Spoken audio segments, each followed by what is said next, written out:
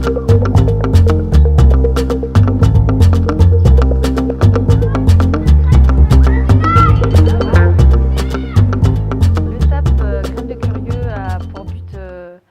faire découvrir aux enfants la vie des plantes par le biais de plusieurs ateliers. Le cycle de vie des plantes a été abordé grâce à la création de petits bonhommes dans des petits pots en verre.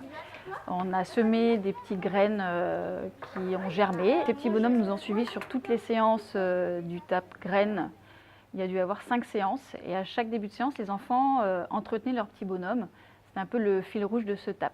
La CATICH, le service d'éducation à l'environnement et au développement durable sur le pays de Courpierre, a été créé dans les années 95. Et donc ce service a commencé par des formations à l'environnement au niveau de ce plan d'eau, puis a travaillé dans les écoles, a apporté aux écoles de Courpierre d'ailleurs en 2013-2014 le label Éco-École, qui a permis d'investir à la fois les enfants et les enseignants à la démarche éco de l'école.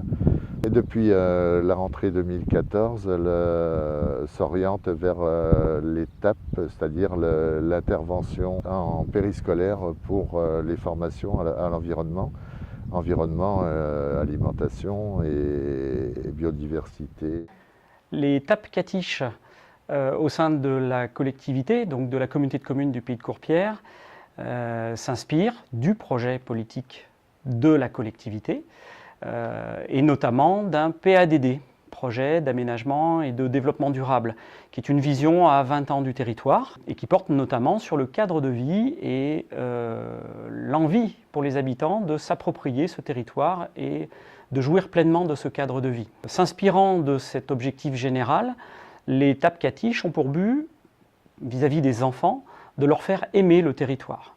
On a créé des bombes de graines pour aller fleurir la ville et les endroits qui étaient un petit peu tristes. Donc les enfants ont fait des boules d'argile à l'intérieur desquelles on a mis des graines de plein de plantes fleuries. Et puis on est allé lancer des bombes de graines dans la ville pour fleurir les endroits tristes et puis pour aussi permettre aux abeilles d'avoir des petites fleurs quand le printemps arriverait. Moi je le fais pour Pierre. Fais dodo.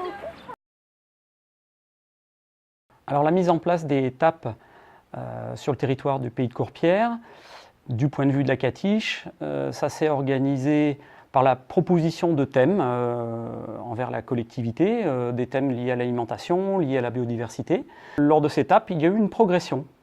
Une période comprend entre 5 à 7 séances et on ne conçoit pas un TAP comme une séance unique, mais comme bien un maillon d'une chaîne de TAP avec une vraie progression, voire une production à la fin. L'intérêt de la réforme des rythmes scolaires et donc des TAP, c'est la continuité éducative. L'enfant, il est un et indivisible. Il n'y a pas un temps scolaire, un temps de loisir. Voilà, c'est l'enfant dans sa globalité. Et le TAP nous a permis d'accompagner ces enfants sur du temps où ils sont à l'école, mais ils ne sont pas en classe et ils ne sont pas complètement en temps de loisir. Donc là, on est vraiment sur une activité complémentaire au reste. Si je vous dis je suis un fruit, je suis rond, je suis orange, on peut me manger mais aussi boire mon jus. Oui, c'est ça.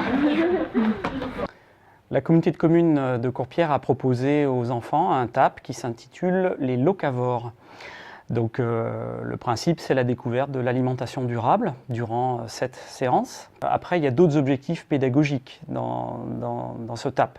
Alors déjà, c'est de susciter la gourmandise, de susciter la curiosité. On a eu l'occasion de faire goûter des aliments que les enfants n'ont pas du tout l'habitude de manger. C'est de susciter également la convivialité. Et le corollaire de la convivialité, c'est le partage. Et également, en termes d'objectifs, c'était l'autonomie. L'autonomie et la responsabilité, c'est je gère les déchets du repas. Et l'autonomie, c'est je prépare l'aliment que je vais goûter, en précisant que les aliments goûtés pendant ces 7 séances étaient des aliments qui étaient tous crus. Et puis aussi la débrouillardise, puisqu'il a fallu s'adapter sur des temps relativement courts. Comment est-ce qu'on fait découvrir un légume? Comment est-ce qu'on fait découvrir un laitage à des enfants? Eh bien, il a fallu être inventif et associer les enfants à cette inventivité. L'un des atouts du TAP Les Locavores a été d'établir un diagnostic des producteurs et des fournisseurs possibles sur le territoire. Ce diagnostic nous a permis d'établir des relations avec les producteurs locaux. Nous, on est en contact avec la communauté de communes depuis notre installation et même avant. On a été soutenu justement dans le cadre du PADT par la communauté de communes pour nous aider à créer l'atelier de transformation fromagère en vente directe, donc l'année passée. Et on est en contact avec la Catiche depuis déjà quelques années. Il y a 2 ans, tout juste 1 an et demi, on avait organisé avec la Catiche une visite à la ferme avec 60 enfants qui étaient venus à pied depuis Courpierre et étaient venus visiter la ferme, pique-niquer à la ferme avec un pique-nique zéro déchet et découvrir du coup la transformation du lait en produits laitiers. Donc le fromage blanc battu a été découvert par les enfants de façon assez originale puisqu'ils ont goûté le fromage blanc avec leurs doigts et quelque chose qui a été très ludique et sympathique apparemment. Ils ont pu aborder la production, d'où ça venait, donc de Courpierre du coup, et comment c'était fabriqué jusqu'à la dégustation dans le cadre de ces temps périscolaires. Tu t'ennuies dans ton jardin, c'est ça? Pourquoi? Il n'y a pas de plantes. Pas de fleurs. Eh ben, tu pourras mettre une bombe de graines peut-être. Maintenant que tu sais comment on fabrique les bombes de graines, tu pourras mettre une bombe de graines dans ton jardin.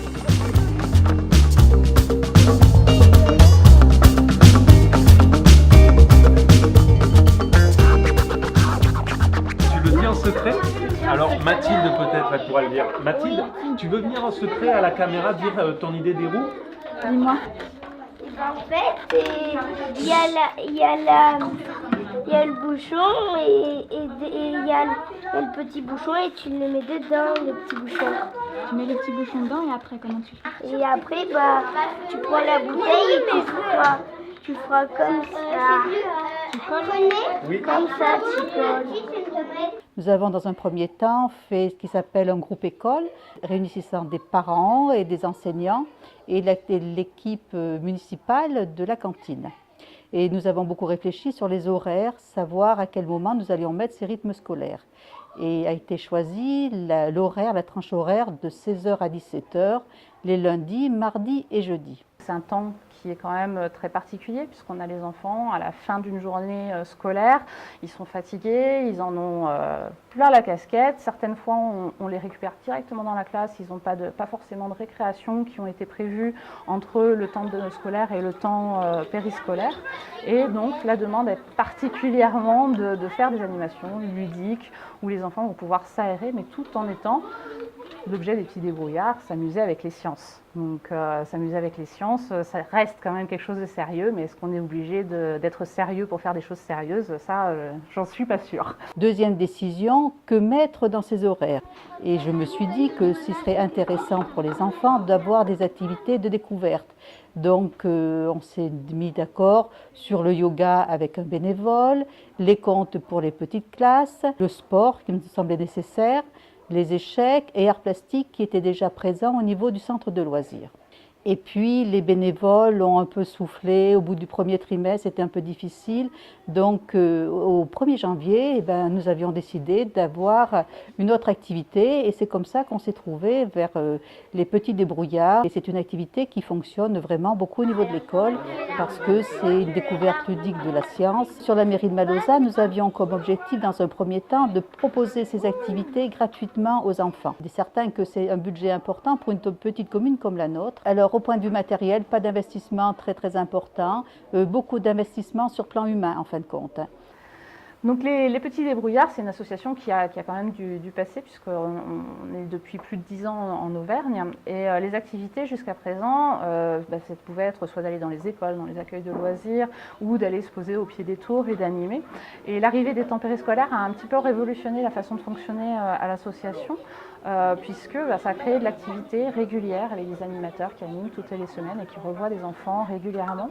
Donc on a vraiment complètement changé de mode de fonctionnement à savoir que ça a créé un gros volume d'activité, un gros besoin d'animateurs et on a mis en place des formations.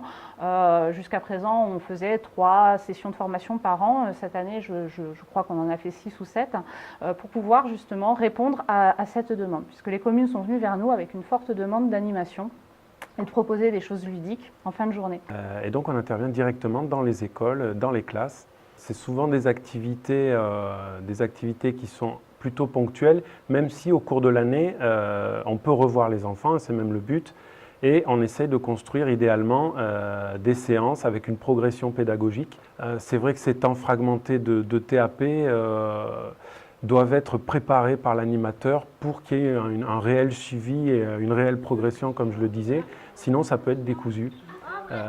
Donc c'est le sens qu'on essaye de donner. Ce qu'ils ont fait pendant ces temps d'activité périscolaire, quand on arrive à les accrocher, ça les passionne. Et puisque nous, on fait beaucoup de petites expériences ludiques, de bricolage, comme on a fait aujourd'hui par rapport à la construction de petits bolides qu'on essaiera de propulser par la suite. Et les enfants, souvent, se passionnent par ce qu'ils font eux-mêmes. Ils expérimentent des choses et c'est vraiment là tout l'intérêt de notre démarche. C'est-à-dire qu'on ne vient pas leur enseigner des contenus abstraits, mais vraiment on leur demande d'expérimenter et d'apprendre par eux-mêmes. On doit essayer de faire et on propose toutes les 2 des choses. On voit si c'est bien ou pas. Donc c'est des trucs d'équipe. Donc c'est assez bien.